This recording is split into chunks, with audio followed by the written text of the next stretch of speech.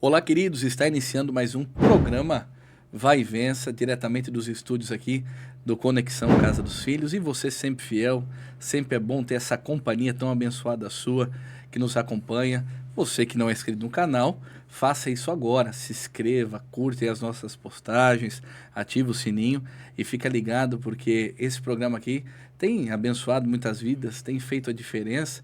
Um programa que tem como objetivo trazer pessoas que estão vencendo nas suas vidas, nas esferas de atuação profissional, as experiências que estão tendo e que tem uma história que nos impulsiona a viver mais, a ter mais objetivos, a sonhar mais, porque são pessoas que têm alcançado um grande crescimento. Então você não pode ficar de fora dessas histórias que têm nos abençoado tanto. Por isso se inscreva aí e fique ligado sempre nas nossas postagens. Eu sou grato em ter você conosco aqui. Hoje eu estou muito feliz, eu tenho acompanhado a trajetória desse grande homem, um homem que tem se destacado muito na esfera política e representado muito bem em Jaraguá do Sul. Agora tem muita novidade aí vindo na vida dele, vai contar um pouquinho para nós no decorrer do programa.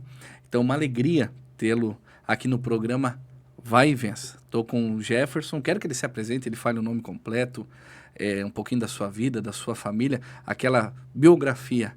Seja bem-vindo, Jefferson. Obrigado, pastor Murilo. Para mim é uma alegria, uma honra estar aqui juntamente com o senhor, falar um pouquinho do nosso trabalho, falar um pouquinho do que aconteceu na nossa vida para chegar até aqui também, né? Que nada acontece de graça, né? Tem um peso, tem uma história toda por trás para realmente acontecer as coisas boas que o Senhor tem trazido para as nossas vidas, né? Cumprimentar todos que estão nos acompanhando também, através das redes sociais aí, seguir o canal é importante, né, pastor? Dar um alento aqui para a equipe toda, já sabe de todos os próximos convidados aí, acho que é bastante importante também. Pois bem, meu nome é Jefferson Cardoso, né? Sou fruto aqui da terra de Jaraguá do Sul, dessa linda Jaraguá do Sul, né? E trabalhei sempre na iniciativa privada, pastor, tenho uma esposa, 2 filhas, fui agraciado de conseguir me formar em Direito, tenho formação acadêmica em Direito. Posteriormente, passei num concurso público, né, me tornei policial penal, passei alguns dissabores na vida, fiquei muito entristecido, muito revoltado, e essa revolta me levou para a esfera política, né? Para a esfera política, consegui ser a 10ª cadeira do Legislativo aqui jaraguaiense, como vereador, né? Fui agraciado pelos jaraguaienses que viram na gente uma perspectiva de conseguir fazer algo mais pelo povo. E, posteriormente, eu queria saber se estava dando certo todo aquele trabalho que eu estava fazendo, juntamente com a equipe, né, da gente, se estava dando certo e como é que eu ia conseguir essa comprovação se o que eu estava fazendo estava dando certo, né? Me lancei a candidato a deputado estadual, na época, em 2022, e fui o candidato do PL mais votado da região, né? Com poucos recursos, né? Com poucos recursos, mas com muita gente acreditando no nosso trabalho. Mesmo ali, na raça, assessora empurrando o carro, que acabava a gasolina, né? Não tinha mais dinheiro para botar a gasolina, mas concluímos ali com êxito aquela campanha. Não chegamos à cadeira, né? Não havíamos conseguido nos eleger como deputado, mas conseguimos ficar como 3º suplente em Santa Catarina, né? E como Deus tem as formas milagrosas de trabalhar, Ele trabalhou com cuidado em todas as áreas possíveis ali, e agora a gente vai, se Deus quiser, assumir uma cadeira agora nesse mês de fevereiro ali como deputado. Amém. Deixa eu aproveitar que você fez uma biografia bem legal, com alguns detalhes importantes da tua vida, e eu queria te fazer a seguinte pergunta. Quando você faz o concurso público, ali para hoje, porque hoje você faz parte da Polícia Penal. Isso. Tu já passou no primeiro ou teve que fazer várias provas? Como é que foi tua didática com a... Eram 5 provas na época, né? Então, a primeira eu concorri com mais de 5.700 pessoas. Dessas 5.700, eu fiquei em 61º, a nível de Santa Catarina. Era 71 vagas, eu fiquei em 61. Legal, aí fui chamado em 2015, né, para a polícia. Aí são 5 fases, né, a prova, né? Primeiro é essa prova objetiva, né? Depois da prova objetiva, é uma prova de teste físico. Tu tens que correr, na época era 2.400 quilômetros em 12 minutos, se não me falha a memória. Tem que fazer abdominal rapidinho, tinha que dar pulo, tinha que conseguir fazer barra, 5 barras era na época, né? Então tinha que conseguir fazer essas fases também de aptidão física, né? Tu tava bem alinhadinho, eu tava fininho? Tava bem gordo, bem gordo. Eu tive ali porque eu não estava acompanhando, porque eu trabalhava na iniciativa privada, trabalhava na empresa do meu pai aqui em Jaraguá. Então eu nem estava acompanhando, fiquei sabendo por um acaso. Saiu o teu nome lá, te chamaram e tal. Eu tinha feito concurso em 2013, levaram 2 anos para chamar a gente. Eu fui acompanhar, meu Deus do céu, tem poucos dias agora. Eu vou ter que correr, né? Tava no sedentarismo, né? Sedentarismo, como sempre fui sedentário, eu nunca fui muito proativo para atividade física. Agora, né? Que a gente tava com os exames um pouco alterados, a gente começou a se cuidar. Um pouquinho. Mas fiz essas provas ali, meu Deus do céu, foi uma vitória. Aí depois fez a parte psicológica também, o exame psicológico. Passei também, né? Não era tão doido na época, fiquei doido depois, né? Na época eu era normal. Aí depois fizemos eles fazem uma investigação social, certo, né, para saber a tua conduta, quem tu és, né? Fala com teus vizinhos, fala com os parentes, para saber quem tu és, né? Para poder entrar numa carreira dessa. E por último é o exame toxicológico. Tem que fazer um exame toxicológico para saber se tu é usuário de entorpecente ou não, que também é uma área delicada, tu não pode constar isso, né? Então foram essas 5 fases de provas, daí entrei, comecei a trabalhar, uma profissão apaixonante, porque realmente tu lida com pessoas, tu conhece um outro lado da história, que não é fácil.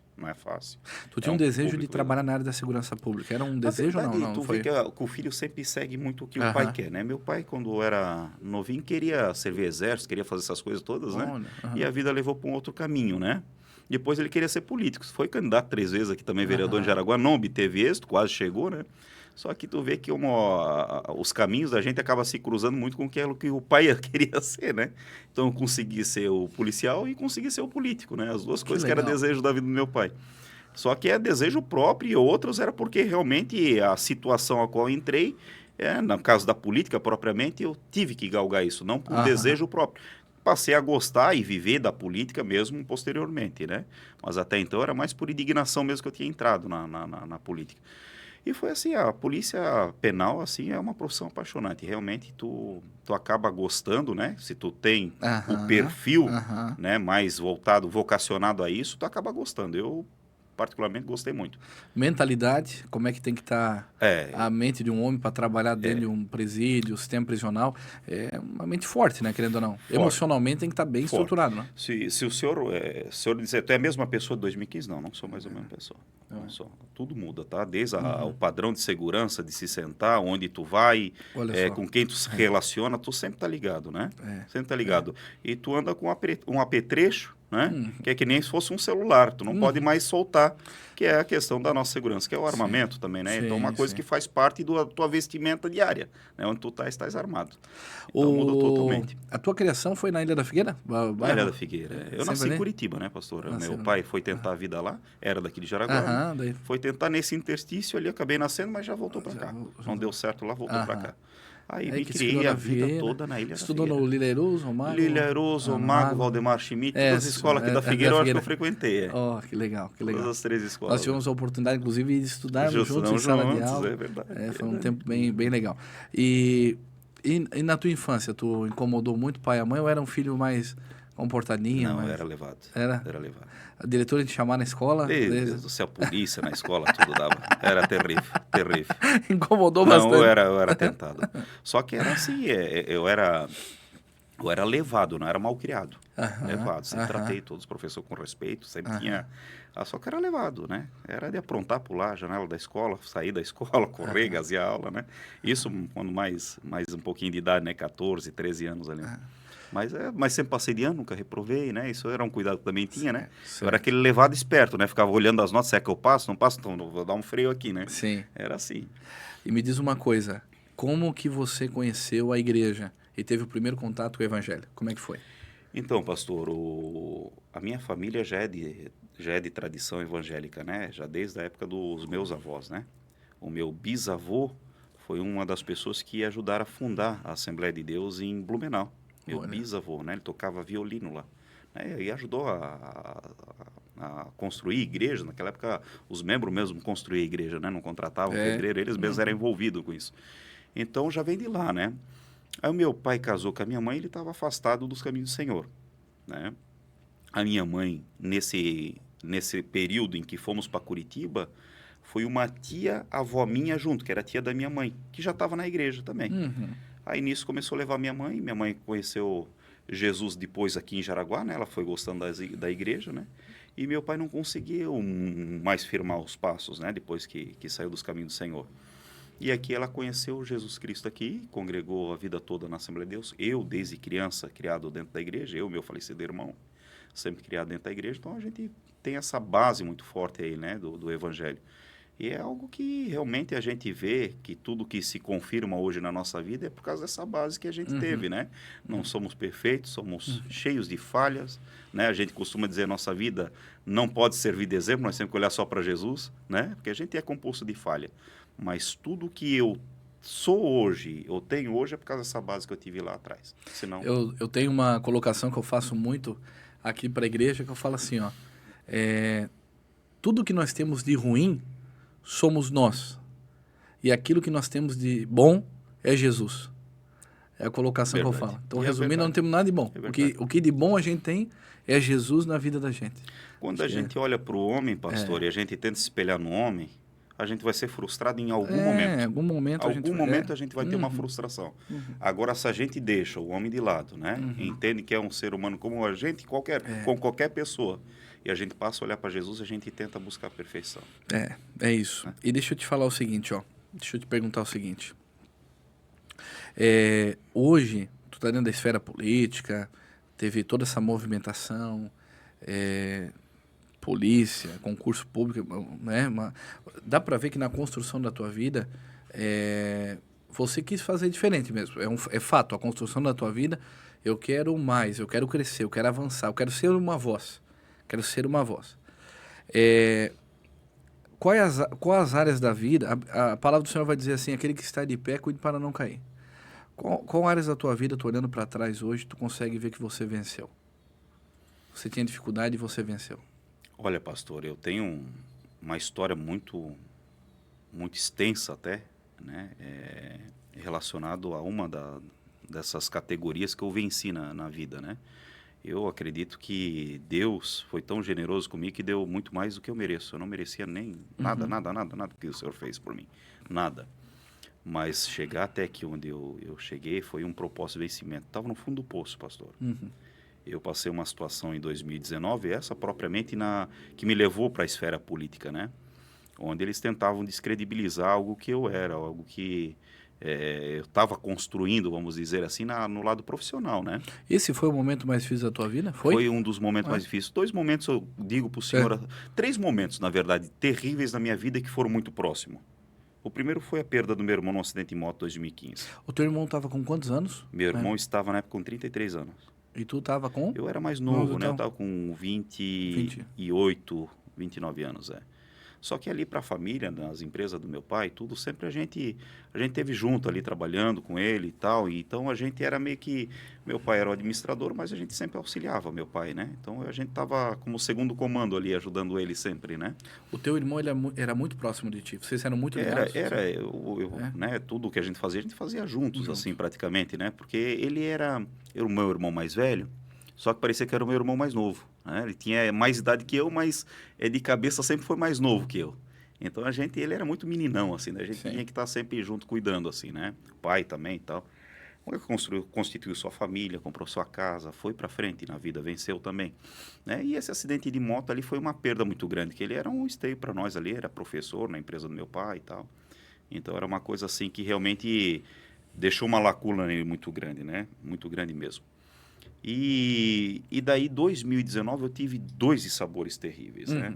Uma foi uma perseguição sem precedente na história que aconteceu na minha vida, né? De algo que eu não devia absolutamente nada. Me colocaram na cadeia por 13 dias, 2019. E nesse mesmo período, eu descubro que a minha menina era deficiente auditiva. Então, eu estava com um choque emocional muito grande, abalado, né? Porque quando tu se depara com uma situação dessa perseguitória, está acontecendo no Brasil inteiro, estão perseguindo tanta gente, botando tornozeleira em tanta gente, prendendo tanta gente, matando credibilidade, enterrando pessoas de bem, vivas com esse tipo de situação, né? E eu fui uma dessas vítimas. Enterrando pessoas vivas, é isso mesmo. Acabando, sepultando credibilidade aí, uma atrás da outra. E eu, pastor, se eu não tivesse assim, primeiramente, esse princípio de base cristã, de ver personagens, porque a gente vê a história de José, né? A gente, meu Deus, como é que esse homem aguentou tudo aquilo? Teve um sonho, foi posto para morrer, não morreu, daí venderam. Aí depois venderam, caluniaram. Depois caluniaram, jogaram lá na cadeia. E depois na cadeia virou, foi até virar governador. E tu sentiu a ponta da unha dele só. Ele tu sentiu, o que eu passei, pastor, assim, se o senhor foi pedisse hoje para mim, né? para chegar até aqui, Jefferson, tu passaria por isso tudo de novo? Eu não queria passar por tudo de novo. Foi um momento muito dolorido na minha vida, muito doloroso mesmo. E aí isso ali me impulsionou, pastor, essa calúnia, foi esses 2 momentos difíceis, né? Aí eu fui para o fundo do poço, não enxergava a saída. Quem que vai acreditar em mim? Quem que vai dizer que eu sou inocente? O cara teve 3 dias preso, pois com tornozeleira mais 2 meses, pastor. Não tem quem vá acreditar em você. Tu se torna leproso para as pessoas. Tu chega perto das pessoas, a pessoa não quer estar perto de ti. Não quer tirar uma foto contigo, porque não acho que aquilo não vai pegar bem. Porque foi matéria a nível de Santa Catarina isso que aconteceu comigo. E foi 6 anos de sofrimento, pastor. E a coragem me levou, porque eu, naquele momento que estava, só tem uma situação a fazer. Ou tu se render à depressão, ao sofrimento, ou você querer sair daquilo ali e mostrar que tu não é nada daquilo. E foi o momento que eu tomei essa decisão contra todo mundo, a minha família. Meu pai se desesperou, filho, agora que estão acalmando, isso era 2020, véspera da eleição. Agora está acalmando, tu vai se candidatar a vereador, vão puxar tudo isso aí. Agora que está tudo mais tranquilo, não faça isso. Digo, não, pai, eu vou porque eu vou provar que a gente é correto. O Jaraguá do Sul vai dar resposta lá na urna que a gente é correto. E daí fui o 10ª cadeira do Legislativo, teve 1.261 doido que votou em mim e disse, não, eu acredito nesse cara. E aquilo foi, foi um presente de Deus, eu digo. Deus. Porque eu acho que se eu não obtivesse essa vitória, ou não fizesse uma votação boa, aí eu ia me enterrar de uma vez. Eu ia dizer, realmente, a sociedade acredita que eu sou errado. Realmente não tem... As pessoas não vão conseguir enxergar o diferente daquilo que venderam mesmo para elas, né? Mas quando, após um ano disso ali, me derem essa votação, ainda eu consegui chegar a ser vereador, pastor. Isso ali, para mim, foi uma mudança de vida para mim. Nesses 13 dias lá dentro, qual foi o dia mais difícil? O dia mais difícil, cena, pastor, momento... Eu vou dizer uma coisa para o senhor, assim, eu estava nesse período, eu estava um pouco descrente das coisas, assim, né? Eu estava mais afastado, assim, não que eu estava cometendo pecado por aí, coisa assim, não, né? Estava mais afastado, assim, de Deus, assim, não orava mais tanto. Numa frieza espiritual. Uma frieza espiritual, né? E eu, quando entrei lá dentro, sem entender o motivo até então, que eu não sabia o que era, pastor, eu comecei a orar. Orava dia e noite, me debruçava lá numa humilhação desgraçada, me debruçava lá e ficava orando e tal. Bíblia eu li uma vez inteira lá na cadeia, só para o senhor ter uma ideia. E ali no 4º dia para frente ali eu comecei a sentir algo diferente, assim, sabe? Comecei a sentir algo diferente, porque nesse momento você sente sozinho, né? Tu estava numa chapa isolada, totalmente sozinho. Deram colchão molhado, não me deram roupa. Então, eles queriam realmente me afundar, quem estava querendo isso que acontecesse comigo. Então, estava naquela humilhação ali e eu, poxa lá, vida, cara. E eu consegui, no 4º dia, comecei a resgatar aquela sensação assim de bem-estar, de, poxa, Deus está me ouvindo, Deus está... Senti a presença de Deus naquele lugar ali, entende? Pô, tu não está sozinho, tá? E senti aquele sentimento, não só eu estava orando, como tinha um monte de gente orando por mim. Esse era um sentimento que eu conseguia receber, assim, de modo inexplicável, é sobrenatural mesmo, só para quem acredita, sabe? E eu comecei a sentir isso, E foi indo, pastor, e foi me dando um alívio. Aí no 8º dia, o meu pedido liminar de soltura tinha sido negado, e daí os 3 embargadores iam julgar. Depois de alguns dias, não sabia quantos dias era. E naquela sensação de saber que a tua família depende de ir lá fora. Acabou de descobrir que a tua menina tem deficiência auditiva. Tua mulher está sofrendo. Pai, então, nem se fala. Pai e mãe, né? Só tinha eu, né? Não tinha mais o meu irmão. Então, isso tudo mexia muito comigo. E daí, ali no no 8º pro 9º dia, assim como tivesse alguém dentro da sala, até levei um susto, fiquei procurando a voz. Na terça-feira algo vai acontecer. E eu fiquei procurando, mas quem falou? Será que foi um policial, foi um carcereiro? Fiquei procurando, não achava a voz aquilo. Santo audível. Não, assim, nunca tinha... Foi uma experiência incrível aquilo para mim. Algo vai acontecer e tal. Eu fui assim pro lado da cela, pro lado de trás, e daí falei assim para os demais presos que eu estava numa cela de lotação de segurança máxima, assim, né? E do lado tinha preso, tinha dado 77 facadas numa mulher, e assim sucessivamente, né? Eu liguei, Deus falou comigo, terça-feira algo vai acontecer. Algo vai acontecer. E aí, pastor, aconteceu. Chegou terça-feira, que quando chegava a noite, eu sempre me desesperava. Isso era uma sexta-feira, né? Me desesperava porque eu não tinha noção do dia nem do horário, não tinha noção de nada, né? Não tinha noção de nada. E na terça-feira chegou e nada acontecendo. Passou o dia, começou a chegar a noite, começava a me dar aquele desespero, né? Meu Deus. Eu debrocei, falei, poxa, Deus, se foi tu que falou, não está acontecendo nada. Não vou sair mais daqui. E daí, de repente, veio o cara balançando a chave, né? O policial. E aí, vamos embora? Aí, quando abriu aquelas grades e eu saí, rapaz, os presos começaram a chutar a porta. Cara, Deus falou contigo mesmo, olha só. Acreditaram naquilo que eu falei, que coincidiu na terça-feira. Coincidência não existe, né? Foi algo realmente sobrenatural e espiritual. E ali foi uma das experiências assim, mais fortes que eu tive, assim, porque eu cheguei de uma forma espiritualmente lá, e saí de outra forma, saí muito mais forte, assim, muito mais revestido, né, da graça de Deus nesse momento. Foi difícil mesmo. Para você que está nos ouvindo aí, os momentos mais difíceis da sua vida, os momentos de maiores provações, os maiores apertos, nós não compreendemos, né? Nós não compreendemos. Mas a pedagogia de Deus é assim. Esse Deus que nós servimos é um Deus especialista em desertos e muitas vezes nos leva para esse lugar para ter essa total dependência e voltar para o lugar, inclusive, de onde nós não deveríamos ter saído, que é a presença dele. O salmista vai dizer no Salmo 121, eleva os meus olhos para o monte e pergunto, de onde virá o meu socorro?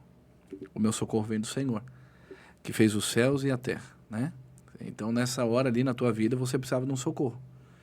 Só um socorro. E esse socorro, pessoas não conseguiam agir, era um socorro espiritual, somente a boa mão de Deus para realmente tirar daquela situação. E você viveu uma experiência profunda de ver Deus te arrancando desse deserto, né? Teu pedido de socorro, os céus ouviu. Isso prova o quanto nós temos um pai presente. Um pai que nos ama, um pai que nos gerou com um propósito, um pai que nos gerou com uma missão. E glória a Deus por isso. E tu falou da tua esposa, você preso, tua esposa aqui fora, tua filha. Fala um pouco disso pra gente. Fala do dia que você conheceu essa grande mulher, o dia, o momento, onde foi, como é que foi que deu para juntar as panelas aí e você e a Sonara hoje ser uma grande família. Como é que foi? Eu conheci ela na igreja, né, pastor? Uma pizzaria, que sempre a gente saía da igreja e depois ia fazer alguma coisa, né? Lanche ou... O crente come. Ou pizza, né? E eu tocava sax na igreja, né? Tocava sax. E daí, nesse dia, ela estava... Acho que estava vindo da igreja central aqui de Jaraguá do Sul, que é a sede nossa, né? E eu sempre congreguei na Ilha da Figueira. E daí, uma amiga em comum, vamos para a pizzaria, então hoje vamos. Eu vou levar mais 2, 3 amigas comigo, tal, da igreja. Então, tá.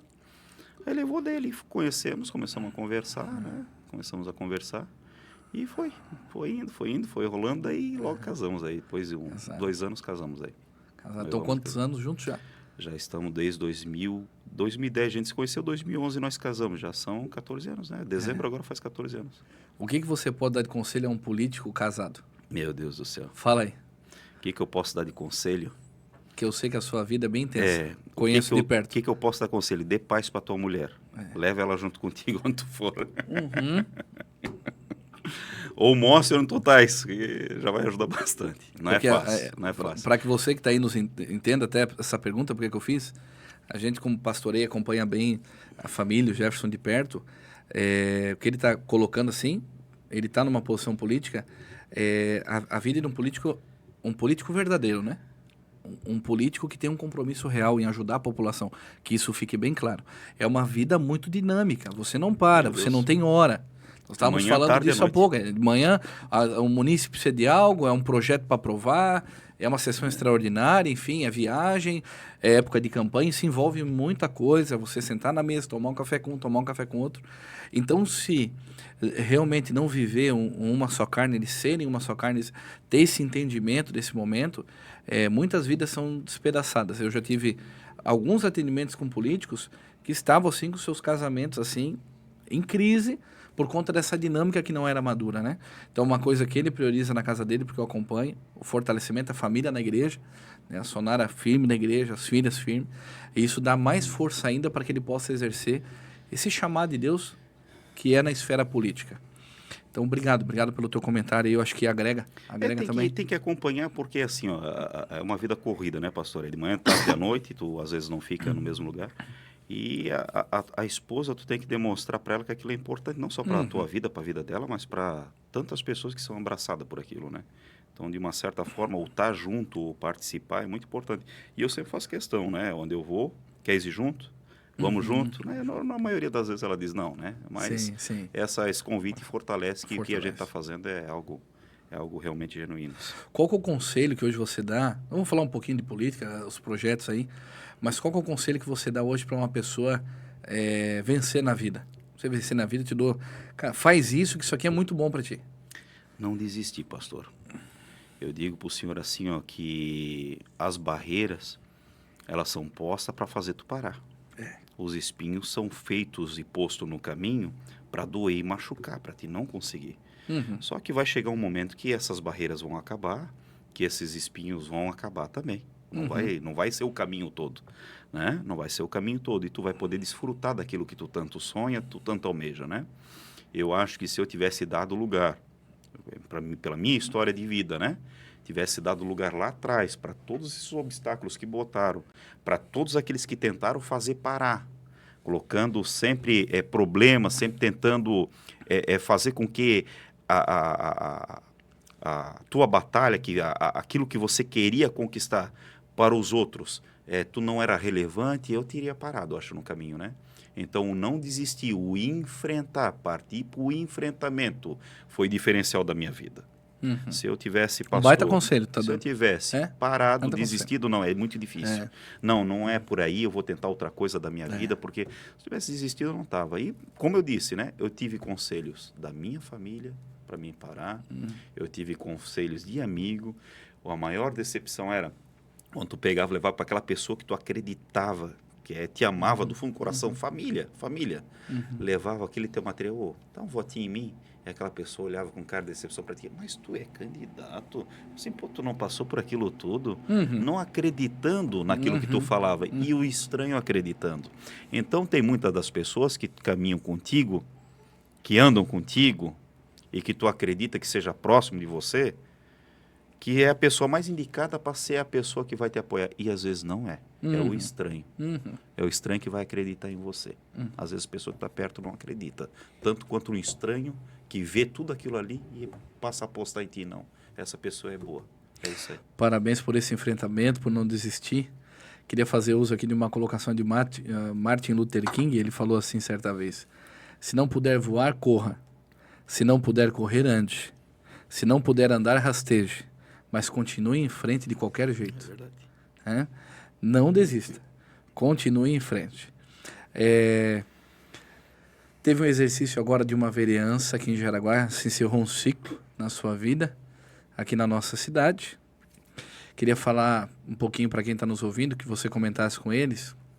Como é que estão os planejamentos políticos? Como é que está o teu futuro? Então, pastor, eu sempre que a gente faz alguma coisa, ou a gente galga que representa outras pessoas, a gente sempre procura não dar vergonha, né? Esse foi o meu propósito. Eu falava para o meu assessor, o Gilmar, falava assim, ó, a minha doideira tem que ir até um ponto que eles não acham que eu sou maluco, né? Eu tenho que ser um doido consciente, porque aquelas pessoas estão sofrendo. E às vezes tu não se coloca no lugar das pessoas, tu não consegue entender o que ela está passando e tu não consegue transparecer. E eu sempre tentava transparecer aquilo que aquelas pessoas que me pediam queriam que fosse resolutivo. Então, por isso que às vezes eu tinha um temperamento um pouquinho mais explosivo, né? Um pouquinho mais sanguíneo, né? Para conseguir resolver o problema das pessoas. E isso, para mim, foi muito eficaz. Solucionou o problema de muita gente. Terminei o meu mandato, pastor, como um dos vereadores mais atuantes da história de Jaraguá do Sul. praticamente 70 projetos de leis aprovados em Jaraguá do Sul, é um recorde. Para um mandato é um recorde isso, tá? É um recorde. O que mais atendeu pessoas da história, dados da Câmara de Vereadores de Jaraguá do Sul. Vai demorar o próximo para conseguir alcançar. Quero que venha mais vereadores que sejam atuantes para conseguir atender mais gente até que eu, né? Mas pelo histórico da Câmara, o segundo colocado para me alcançar ia ter que fazer mais 3 mandatos para conseguir me alcançar. Olha isso. Então, foi muita gente com dados oficiais da Câmara que foram e me procuraram em gabinete, né? Se me procuraram, é porque alguém indicou que deu certo para alguém. Sempre é assim, né? É a indicação, né? E sem contar o trabalho todos os dias na rua. A minha maior prestação de contas é a minha mídia social. Todos os dias fazendo visita, pastor. Todos os dias tentando resolver, por mais que eu não vou conseguir resolver todos os problemas, né? Mas o tentar, eu ia. E a minha assessoria sempre foi proibida de dizer não. Isso é difícil, isso não pode, isso não consegue. A pessoa já vem atrás de ti querendo uma luz para o fim do túnel de algo que é impossível. Tu vai dizer não? Então diz, nunca diga não. Diz, vamos tentar. Vamos tentar. Não prometo, mas vamos tentar. Aí chega lá no final, às vezes uma dessas coisas impossíveis resolvia. É uma vitória tremenda, né? Outras não conseguia, mas a pessoa fica grata por tu ter tentado. O pior é tu não dar crédito, tu não correr atrás e não ajudar. Entende? Então terminei esse mandato dessa forma.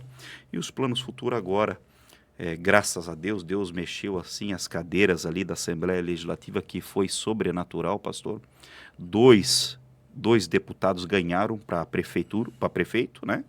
Se licenciaram do cargo, tiveram que pedir, não é exoneração, esqueci o nome agora. Vai renunciar ao mandato de deputado para poder assumir como prefeito. Então 2 saíram, já 2 entraram. Eu fiquei como primeiro suplente.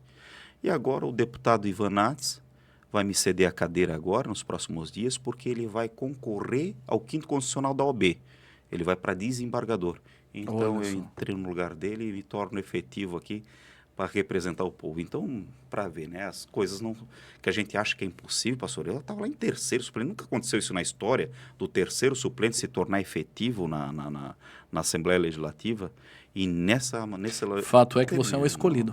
Que coisa incrível, quando nós somos um escolhido, Deus vai... Essa é a viravolta de vida que eu digo para o senhor, do fundo do poço. Onde eu pensava que muita gente não acreditava mais na gente. Como é que eu ia sair daqui? Eu olhava para cima para ver se eu achava luz naquele poço, e às vezes não encontrava mais luz, né, pastor? E eu disse, como é que eu vou fazer? De uma questão que surgiu para tentar mudar o cenário do que as pessoas acreditavam, virou isso tudo. Às vezes, os planos de Deus, eles são perfeitos, né? Não era meu propósito político, nunca foi. Por uma injustiça que cometeu comigo, que eu acredito que é de tantas outras pessoas, eu digo, não, eu vou pegar e vou ir. E tive mais uma vitória. Todo esse imbróglio que aconteceu da minha prisão foi o momento mais feliz da minha vida, né? Não se compara, claro, ao nascimento das minhas filhas, ao meu casamento, à família que eu tenho.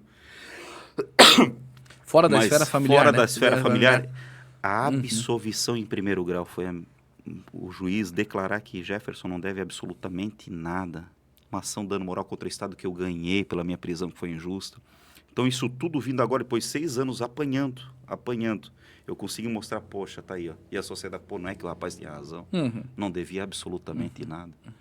E aí, agora, sou presenteado mais isso ainda, né, da parte de Deus. O fundo do poço ele é bem interessante. O fundo do poço é o seguinte, o camarada chega no fundo do poço, se ele cavar mais, ele afunda mais. Fica pior, né? Para os lados não dá para fazer nada. Não tem ninguém para ajudar. Tô no fundo do poço, já ouvi várias vezes. Pastor, tô no fundo do poço, não tem saída.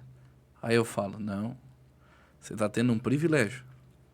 Porque para sair daí, do fundo do poço, tem saída. A saída vem do alto. Isso. Tem um pai poderoso lá no alto que ele vai tirar você desse lugar. E dá para ver que aconteceu isso na tua vida. Tu não tinha saída, tu estava no fundo do poço. E aí Deus continua te promovendo, te colocando no meio de príncipes, te dando uma autoridade a nível de Estado agora, né? Então, quando tu diz assim na tua vida aí, cheguei no fundo do poço, tô derrotado, tô isso, não esqueça que tem um pai que está lá no alto que ele pode tirar. O fundo do poço tem saída, a saída vem do alto. Tem um profeta, de Deus aí que caminha comigo todos os dias, que disse assim uma vez para mim, todas as maldições, Jefferson, em nome de Jesus, quando era candidato a vereador, todas as maldições jogadas contra a tua vida, para te derrubar, vai se tornar propaganda para a tua vitória. É isso mesmo. E se torna propaganda, tiveram que engolir tudo, pastor. Todo mundo que fez É. mal, né? É que nem o salmista diz, né? Preparou um banquete na presença dos inimigos e Deus foi tremendo, maravilhoso. Mas olha, foi difícil, não foi Lucas fácil. capítulo 1, verso 37 diz, nada é impossível para Deus. Nada é impossível. Nada. A gente vê esse Deus poderoso, esse Deus que pode atuando na tua vida fortemente. Que legal. E agora, eu quero te perguntar o seguinte. Sonhos, você tem sonhos na esfera política ou familiar? Quais os sonhos que o Jefferson Cardoso ainda tem? Sonhos que você... Poxa, eu tenho desejo, eu sonho com isso. Pastor, eu não sou alguém muito ambicioso, né? Eu acho que no lado financeiro, Deus deu muito mais do que eu poderia ter. Então, o meu lado financeiro é um lado bem abençoado, né? Não sou de ganância de ter isso, aquilo outro. Não tenho essas ambições, né? Tenho a ambição de ter uma vida tranquila para mim, para minha família e, através da minha vida, poder ajudar outras pessoas, né? Esse sempre foi meu propósito toda a vida, desde que me conheço por gente. Aprendi muito isso com meu pai. Meu pai é assim, tá? Tudo que meu pai tem, ele sempre dividiu com os outros. Então, eu tenho...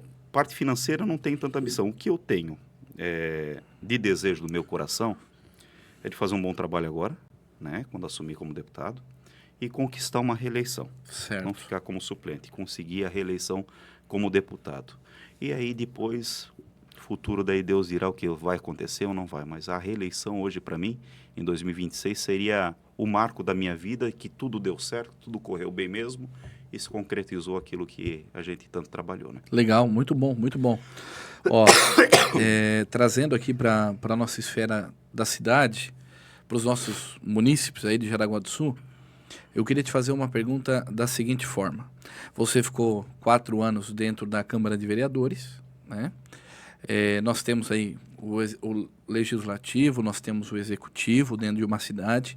Você, nesses trâmites, nesse dia a dia, estando envolvido tanto com o legislativo quanto o executivo, né, ali tudo, analisando hoje, eu queria que você falasse de Jaraguá do Sul, porque Jaraguá do Sul, ela é conhecida a nível Brasil como uma cidade próspera, uma cidade de uma qualidade de vida elevadíssima, né? Uma cidade muito segura a nível Brasil.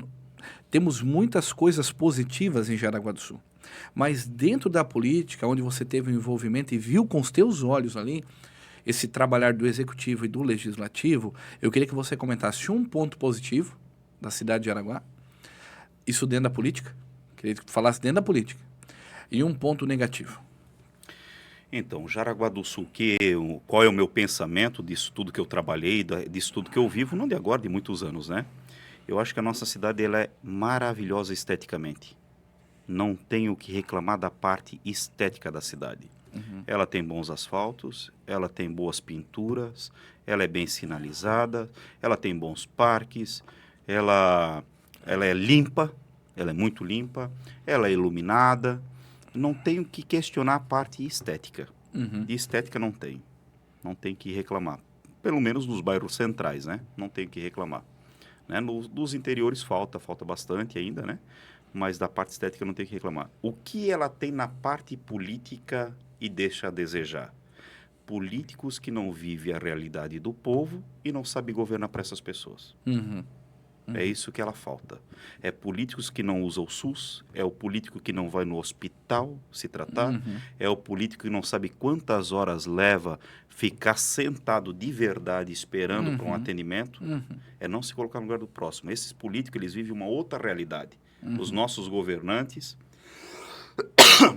eles vivem uma outra realidade, pastor. Uma realidade a qual eles não conhecem a do povo. Então, se precisa de saúde, eles podem ir para os melhores hospitais que o dinheiro pode pagar. O que não é problema. Não se tem dinheiro, pode ir, tudo certo. Agora precisa o problema é não conhecer a realidade. Ir lá, ver a realidade. Isso. Exercer o ofício. Isso. Por exemplo, chega no o dinheiro público é investido em coisas, às vezes, desnecessárias. E uma das coisas que deveria ser priorizado é hoje onde o povo mais tem deficiência, que é a parte de saúde. Tipo, ela não é que ela é ruim comparada às outras cidades, ela é ótima aqui.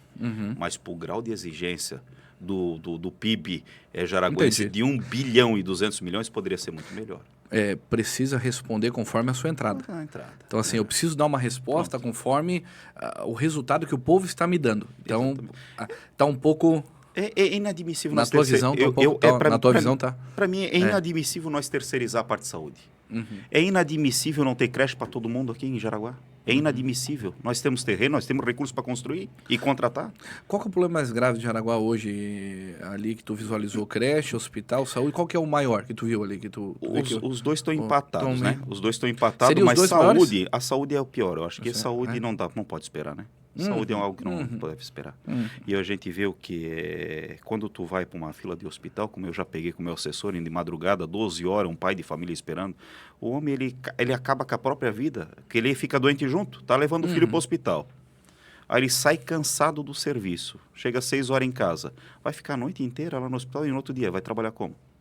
O que é importante isso mata os dois juntos. O que é importante dizer nessa colocação do Jefferson aqui, isso a nível político em qualquer cidade, qualquer estado e no Brasil, é o seguinte: a partir do momento que você busca um auxílio para a sua saúde, que você está com uma dor física e você vai no hospital, você está lá com uma cólica renal, você está lá com, enfim, o problema que for, e você fica 8, 12 horas, o teu problema se tornou mais do que dobrado. Você estava com uma dor física, agora você está com um problema emocional. Isso. Você está com a tua mente cansada, você está indignado, então você saiu de lá mais doente que foi. Mais que foi.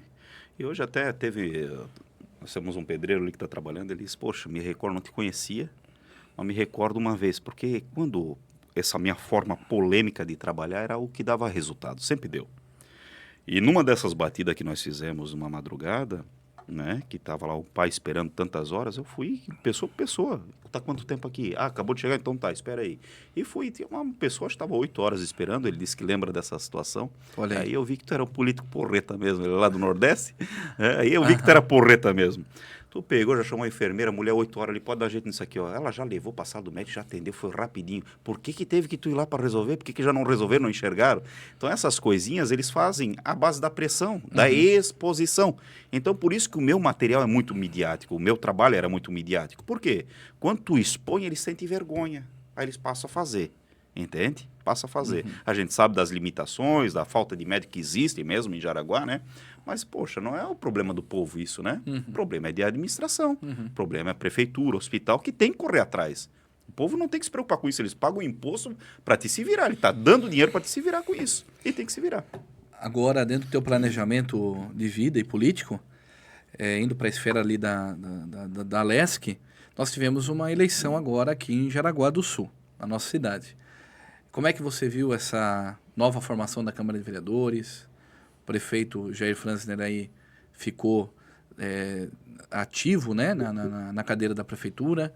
Como é que você viu essas movimentações? Como é que está o corpo de vereadores? Você achou que foi um corpo bom, forte? Jaraguá vai estar bem servido? Você está preocupado com a nossa cidade? Como é que está o teu coração aí? Eu digo que vai faltar um Jefferson Cardoso ali, eu acho, né? Acho que vai faltar, eu acho que vai ser uma Câmara de Vereadores bem pacífica, pelo que já se desenhou, né? Tiveram um pedido de impeachment que foi desentranhado pelo Ministério Público, pediu para a Câmara investigar, a Câmara não investigou. Aí pegam, quando a votação do afastamento, que o povo, eles vendem uma matéria muito rasa para o povo que não compreende como é que funciona, né? O pedido de impeachment não é que o prefeito vai ser impeachmentado. Existe um afastamento temporário do prefeito para que a Câmara investigue aquilo que foi pedido. Se lá no final for caracterizar que ele não deve nada, o que acontece? O pedido é arquivado e o prefeito pode voltar a trabalhar, pode exercer o seu mandato. Né? Correto. E ali eles não se deram nem o luxo de investigar. Aconteceu isso com Moisés, o governador Moisés, inclusive, foi afastado, foi aberto o impeachment, foi afastado, depois foi caracterizado que ele não tinha nada a ver com os respiradores, que foi os outros que roubaram, não ele. Então, ele voltou para o cargo livre e tranquilo. É assim que se deve proceder. A partir do momento que se existe unanimidade no legislativo, é facilmente corrompível. Ou é facilmente deixado de exercer o papel fundamental que é fiscalizar e cobrar, investigar. Eu acho que ali a Câmara falhou. Tenho ali bons amigos, né? Tem pessoas novatas que estão chegando ali. Eu acho que caíram num golpe terrível, os vereadores ali, terrível. O prefeito mostrou com uma Câmara dividida que ele tem unanimidade. Né? Pô, tá dividida a Câmara. Não estão gostando da forma do tratamento ou o que o prefeito está fazendo. Aí eles pegam essa unanimidade para arquivar um pedido investigatório que o Ministério Público pediu. Aí, para mim, eu acho que ficaram muito fracos ali. Eu acho que ficou feio para os vereadores né, que hoje compõem a mesa diretora ali, na minha opinião. Se eu estou ali, eu faço um arregaço. Eu queria investigar o prefeito, como fiz os 4 anos, como é o papel do vereador fazer. Eu fiz os 4 anos. Gostando ou não gostando do meu trabalho, eu fiz o meu trabalho. Foram 21 mandados embora do SAMAI, né? Sucesso a CPI do SAMAI. Começou por quem? Por mim, né? Depois o esporte, pegamos um monte de roubalheira lá, um monte mesmo. Não consegui as assinaturas suficientes, porque vereadores ali do Partido Novo já estavam na base do prefeito desde aquela época, né?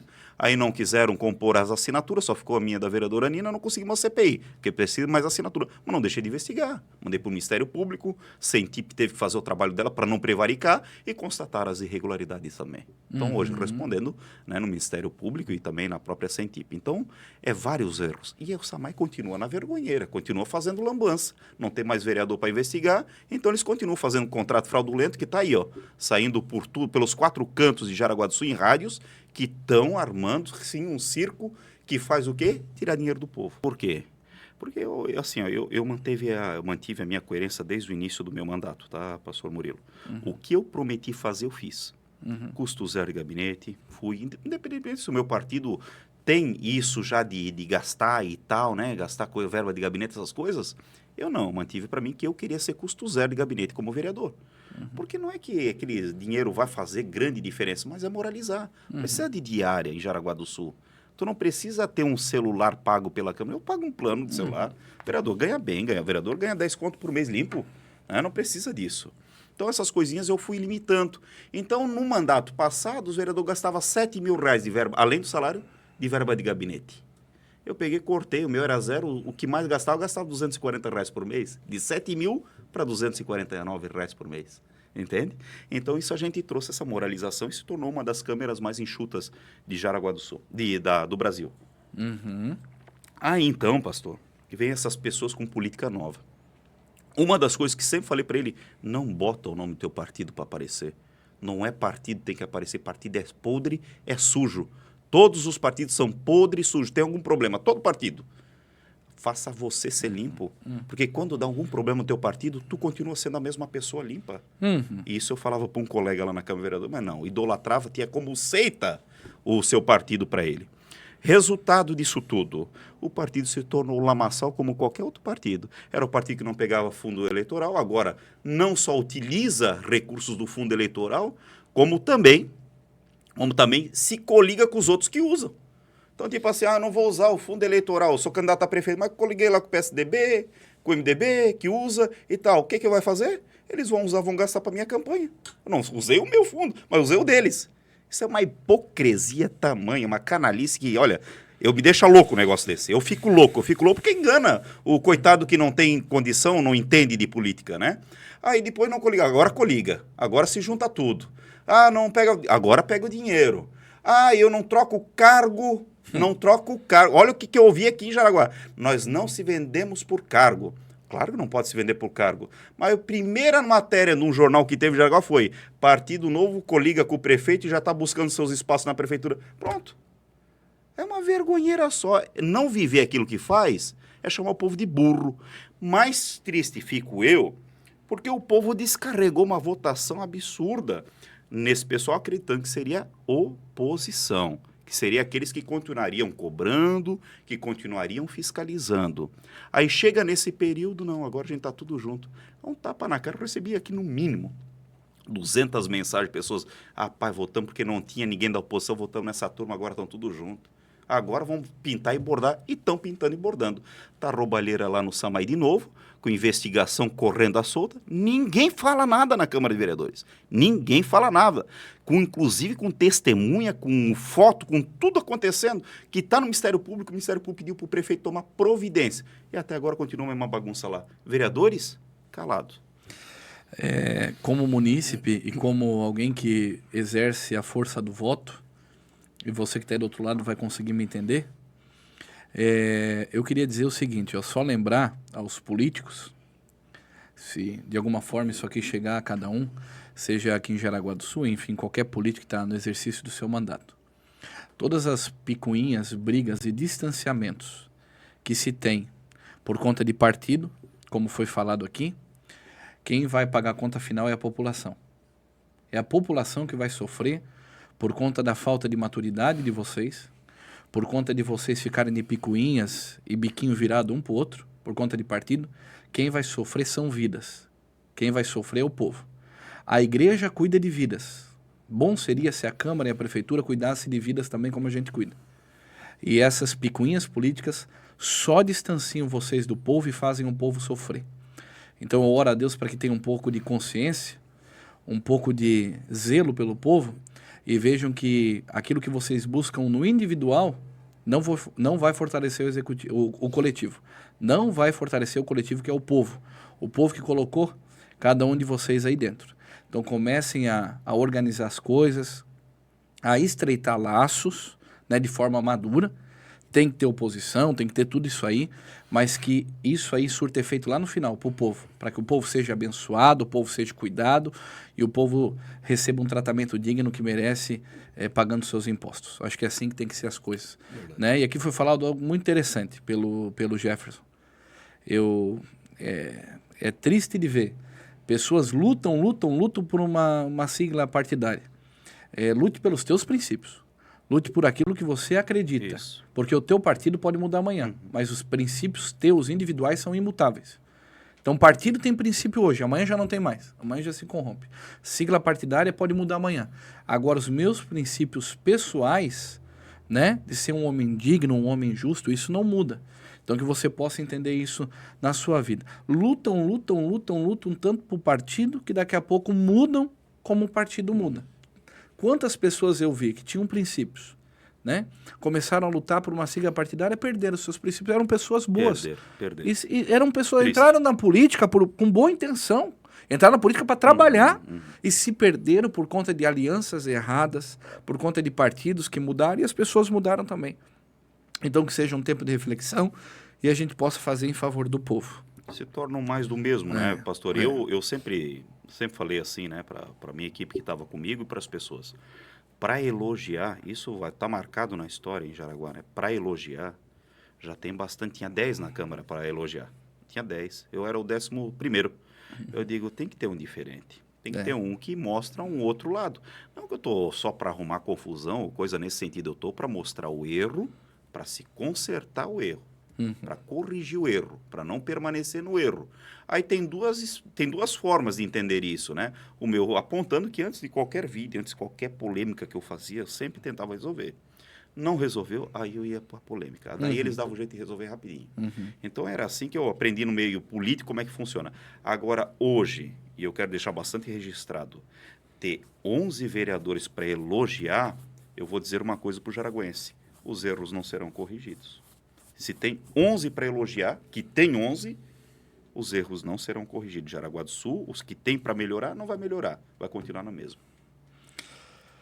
Meu querido Jefferson, faça as suas considerações finais. Foi muito bom estar com você. Foi um tempo de qualidade, um tempo poderoso.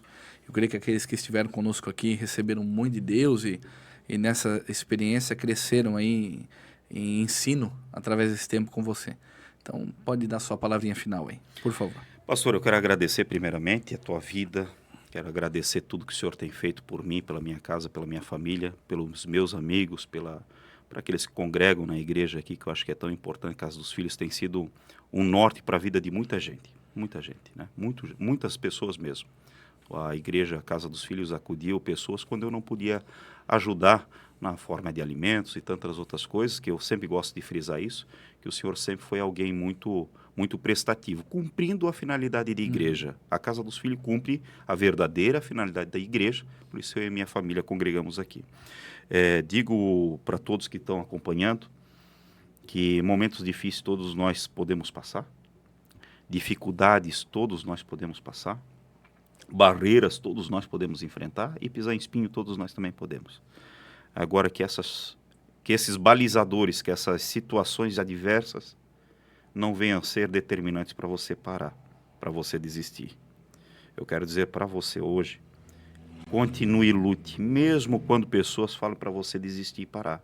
Continue e lute. Mesmo que pareça ser difícil e impossível chegar a algum lugar, continue e lute. Não desista. Se tu estás fazendo o que é certo, Deus vai te honrar no tempo certo e tu vai chegar lá. A minha vida é propósito para alguma finalidade que Deus quer, para abençoar a vida das outras pessoas. E eu quero dizer para você que eu não enfrentei os melhores momentos de vida para chegar até aqui. Hoje eu vivo pela graça e misericórdia de Deus e alcancei esses objetivos que não eram só sonhos meus, eram sonhos de Deus também. Então não desista que você vai chegar lá. Vá e vença. Vai e vença, é isso aí, vai e vença. Eu quero finalizar com uma palavra, representa bastante esse programa de hoje aqui. Falamos da esfera política e falar sobre a terra brasileira, nosso estado de Santa Catarina. Jó 19:25 diz assim, ó: porque eu sei que o meu Redentor vive e por fim se levantará sobre a terra. Então quero dizer que Deus vai se levantar sobre o Brasil, a justiça do Senhor vai ser feita sobre o Brasil, doa quem doer. Agora os filhos da luz vão ser guardados, a justiça do Senhor vai fazer sobre as nossas cidades, ela vai ser feita e os nossos estados brasileiros. Porque nós cremos que o nosso Redentor vive e cremos que o poder está nas suas mãos. Então, queridos, obrigado por esse tempo tão precioso que você nos acompanhou em mais um programa Vai e Vença aqui no Conexão Casa dos Filhos. Fique ligado, como eu falei, quero fortalecer, se conecte aí nos nossos canais, nas nossas redes sociais, se inscreva aqui no canal. E gratidão ao Jefferson pela presença dele, que Deus abençoe muito sua vida nessa nova jornada em Florianópolis. Conte com as nossas orações, com o nosso apoio espiritual e com o nosso carinho. Você é muito amado por nós todos aqui. Que Deus abençoe tua vida, tua casa, os teus negócios e não esqueça, vá e vença.